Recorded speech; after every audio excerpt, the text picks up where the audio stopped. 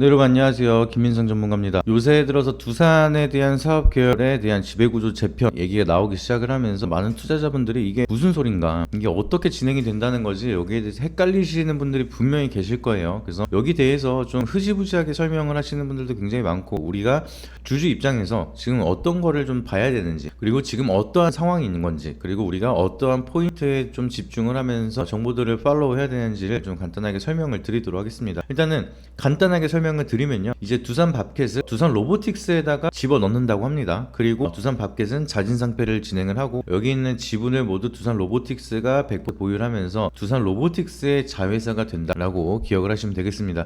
근데 에너빌리티에 지금은 두산 밥켓의 자회사로 있는 상황이에요. 근데 중요한 거는 두산 밥켓이 영업이익이 1조가 넘어가는 캐시카우라는 거죠. 그래서 돈을 잘 벌고 있는 사업 부분은 에너빌리티에서 굳이 떼가지고 두산 로보틱스로 간다라는 거는 주주들 입장에서는 그럼 두산 에너빌리티를 보유하고 있다가 투자 심리가 좀 위축이 되면서 안 좋은 영향이 나타나는 거 아니냐, 그렇게 주주들에 대한 우려감이 형성이 되면서 두산 로보틱스가 강한 상승을 보여준 날에는 오히려 두산 에너빌리티는 조금 빠지는 그런 모습이 보여졌고요. 두산 밥켓 같은 경우에는 지금 두산 로보틱스냐 두산 에너빌리티냐 여기에 대한 혼조세가 이어지기 시작을 하면서 그닥 그렇게 재미를 보지는 못하고 있는 그런 모습입니다. 주주들 입장에서는 두산 에너빌리티 주주들은 이 주식을 가지고 계시면 이게 두산 밥켓으로 좀 나눠서 받게 돼요. 그래서 두산 에너빌리티를 보유하고 있는 주식이 줄어들게 되고, 일부를 두산 밥켓으로 받게 된 다음에 그 두산 밥켓으로 받은 주식을 나중에 두산 로보틱스로 합병이 됐을 때 변경이 된다라고 기억을 하시면 되고요. 두산 밥켓 주주들은 그냥 보유하고 계시면 합병이 됐을 때 두산 로보틱스로 주식이 바뀐다, 이렇게 기억을 하시면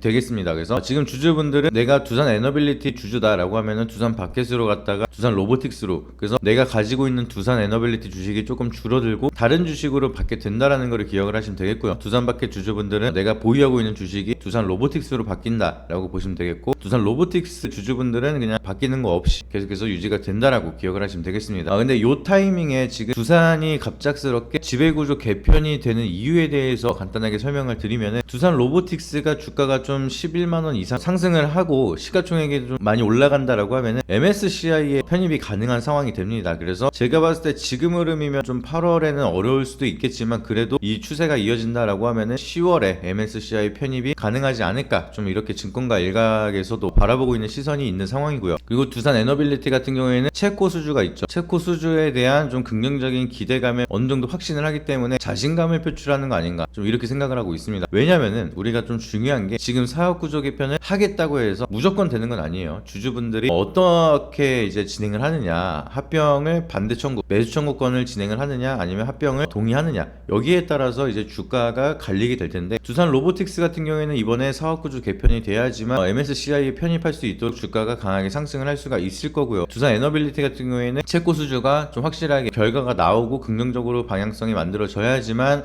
주가가 상승을 하면서 기존 주주들에 대한 반박이 없어지겠죠. 왜냐면은 지금 두산 에너빌리티 주주분들은 굉장히 손해를 보는 상황이에요. 지금 주식으로 전환을 해준다라는 개수 자체도 오히려 이제 두산 에너빌리티를 보유하고 있는 주식을 줄어들고 받는데 오히려 금액은 줄어드는 그런 상황이 유지가 되고 있기 때문에, 내가 전환받을 주식에 대한 사이즈 크기가 커져야지만 주주분들도 여기에 대한 수익이 이어질 수가 있겠구나, 그리고 두산 에너빌리티도 체코 수주가 제대로 만들어져야지만 주가가 계속해서 상승을 하면서 두산 마켓이 없더라도 상승에 대한 모멘텀이 계속해서 이어지겠구나 라고 생각을 하면서 합병에 대한 반대가 없겠죠. 근데 만약에 두산 에너빌리티가 주가가 계속해서 하락을 하고 두산 로보틱스도 주가가 못 오른다 라고 하면은 각 주주들에 대한 반대 청구가 진행을 하겠죠. 이거 합병 때문에 리스크가 더 커지고 있구나 라고 생각을 하면서 오히려 합병 청구 반대를 진행하고 주식 매수 청구권을 진행을 한다라고 하면은, 두산 에너빌리티 조건을 건 게 6천억 가량 이상 매수 청구권이 들어온다, 합병 반대가 들어온다라고 하면은 이번에 사업구조 개편은 그냥 취소가 될 예정입니다. 그래서 이게 지금 합병이 됐다라고 보기는 어렵겠죠. 그래서 지금 MSCI 편입을 하기 위해서 약간 두산 밖에서 이쪽으로 달라붙으면서 시가총액을 올리려고 하는 그런 흐름들이 보여지고 있는 상황이고요. 두산 밖에서 떼어낸 두산 에너빌리티는 체코 수주라든지 원전에 대한 방향성이 호재가 엠바고가 걸려 있거나 자기들은 좀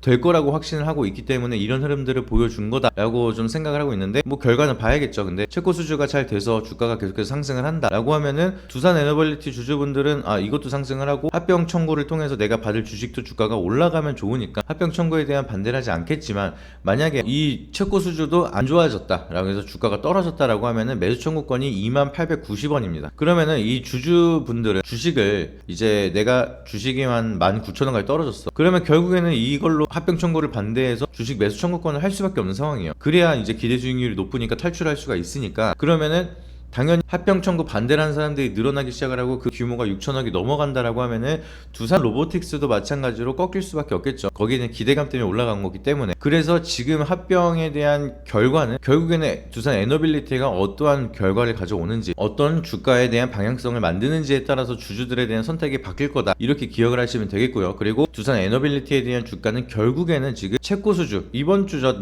빠르면 내일 17일날 발표를 한다라고 하는데, 결과에 따라서 주가가 오르냐 내리냐, 여기에 이제 두산그룹에 대한 미래가 달려있다, 그거를 기억을 하시면 되겠습니다. 그래서 우리가 긍정적인 시나리오를 생각을 한다라고 하면은 두산 에너빌리티 체코 수주 잘 되면서 상승을 하고요. 그리고 웨스팅하우스랑도 두산 에너빌리티랑 좀 같이 기술에 대한 진행을 할까 하는 그런 협약을 진행을 하고 있죠. 웨스팅하우스가 기술력이 좀 부족하다 보니까 한국이랑 좀 협약을 해서 같이 협력을 진행할까, 이런 얘기가 나오고 있는데, 그러면 체코 수주도 진행이 되고 두산 에너빌리티랑 웨스팅하우스랑 같이 협력을 하면서 추가적인 수주가 늘어난다 라고 하면은 주가는 원전에 대한 모멘텀만 가지고도 확실하게 올라갈 수가 있겠고요. 그렇게 된다라고 하면은 두산 에너빌리티 주주분들이 합병 청구에 대한 주식 매수 청구권을 굳이 안 하겠죠. 주가가 지금 3만원인데 내가 이거 합병 반대를 해서 주식을 매도를 한다라고 하면은 2890원에 팔아야 되는 상황이니까 그럼 안 하겠죠. 그럼 합병 반대를 안 하고 그냥 두산 로보틱스 주식을 받게 된다라고 하면은, 두산 로보틱스 같은 경우에는 두산 바켓이 이제 캐시카우가 여기 붙게 되니까 거기에 대한 모멘텀 상승을 하기 시작을 하면서 MSCI에 대한 편입 기대감과 편입 이후에 패시브 자금이 들어오기 시작을 하면서 주가 측면에서도 두산 로보틱스도 좋은 흐름을 만들 수가 있다, 이렇게 보시면 되겠습니다. 그래서 두산 로보틱스 주주분들도 이거 호재예요, 이거 어디까지 갈까요, 이거 홀딩해야 돼요, 말아야 돼요, 여기에 대한 거를 그냥 두산 로보틱스를 보고 결정하지 마시고요, 두산 에너빌리티를 보고 결정을 하시면 된다, 이거를 기억하시면 되겠습니다. 그래서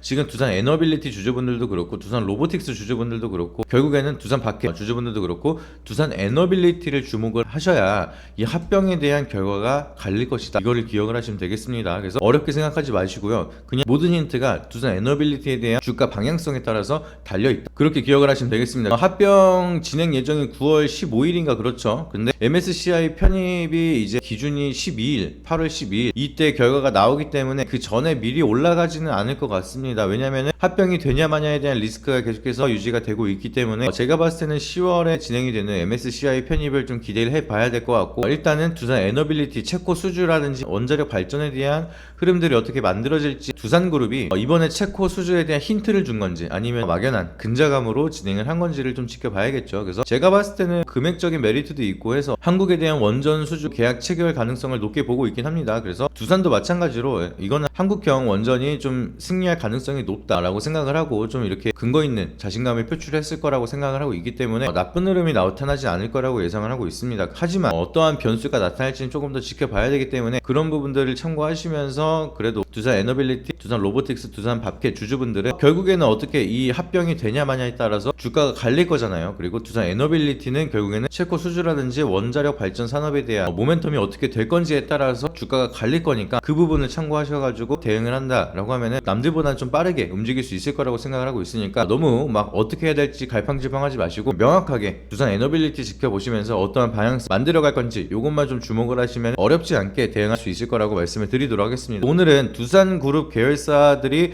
어떠한 흐름들을 만들고 있고 왜 이런 흐름들이 만들어지고 있는지에 대해서 간단하게 설명을 드렸고요. 이 부분에 대해서 시각 자료라든지 앞으로에 대한 좀 대응 라인이 필요하신 분들 계시면 제가 주머니 플레이스토어 어플을 통해서 주머니 어플 다운 받으시게 되고 제 이름 누르셔서 들어오게 되면은 이런 식으로 자료를 만들어서 업로드를 드릴 예정입니다. 그래서 오셔가지고 이런 정보들 눈으로 보는 이제 전망이라든지 좀 이런 지분 구조에 대해서 두산그룹 관련된 이슈도 제가 정리해서 올려드릴 테니까 1분만 투자하셔서 이제 어플 가입하시면 무료로 다 보실 수가 있으니까 오셔가지고 많은 정보 받아보시기를 바라도록 하겠습니다. 그리고 구독과 좋아요 알림 설정 한 번씩 눌러주시고 앞으로 올라오는 정보들 계속해서 체크 받아보시길 바라도록 하겠습니다. 이상입니다.